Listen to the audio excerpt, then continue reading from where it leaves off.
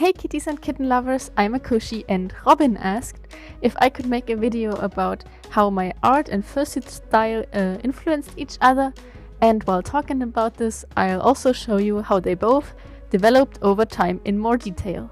Let's go! Quick disclaimer, I'll only use Akushi as a reference in this video because she's the only character I built who I also drew art of consistently through my whole time as a furry. Also, the video would get way too long if I talked about all my suits and all my artwork.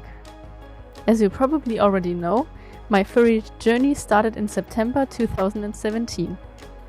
My first drawings of Akushi changed styles quite rapidly because I hadn't ever drawn anthro art before and was improving very quickly. I rarely drew anything else except her for a few weeks. Then only a month later I started building her first fursuit head. And surprisingly enough, even though my art style was fluctuating so much and I had no idea what I was doing in terms of fursuit building, even back then my art style influenced my fursuit style. And I didn't even notice before scripting this video. But if you look very closely, the overall eye shape, the wide head and the ear shape are pretty close to each other. By the way, since Robin asked about shapes and colors as well, Akushi's colors are just my favorite color combination, red, black and white, or the Snow White colors as I like to call them. And I just used whatever fur was available at the time. And while building this fur set, I didn't think about shapes at all. It was more like a huge portion of trial and error with a side of holy I hope this looks somewhat cat-like. Well then, things changed a little in summer 2018 when I built Akushi 2.1. Apart from wanting her to be smaller, cuter and more comfortable, I actively decided to make her look more like my art style. When I told my friends about my plan, they also assured me that it was really common for fursuit makers to have a similar art and building style.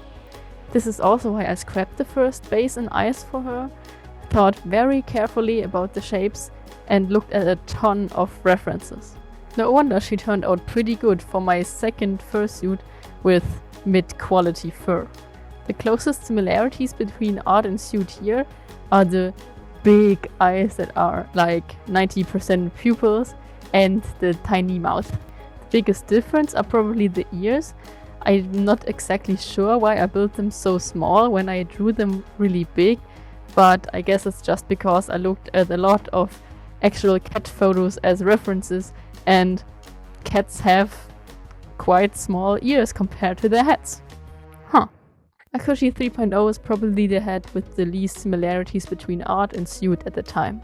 Between summer of 2018 and early 2020, my art improved so much and she doesn't reflect this at all.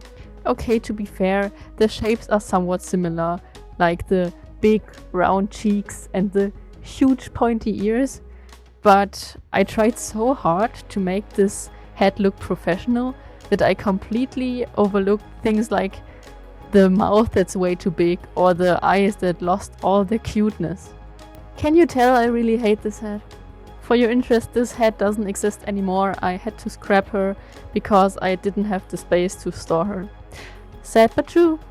Moving on to a more pleasant topic, Akushi 4.0, built in early 2021. As you can tell, my art style went from kind of manga inspired to extremely cartoony over the 3.5 years I've been in the fandom now.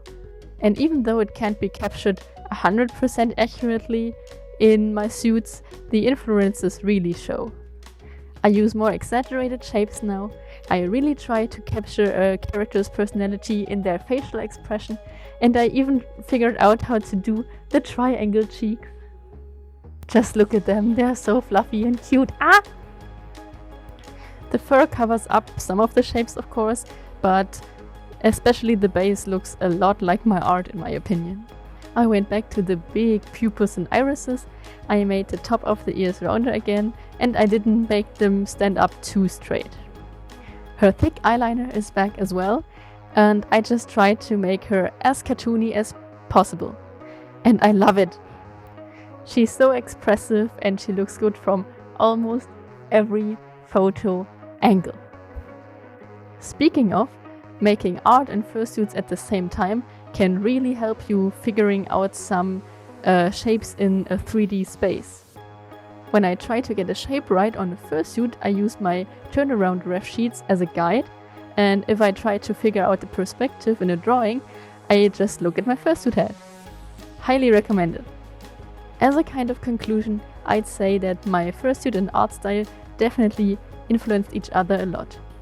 Probably more the art, the fursuit style, and not the other way around, because I draw way more than I build fursuits, but none of the less.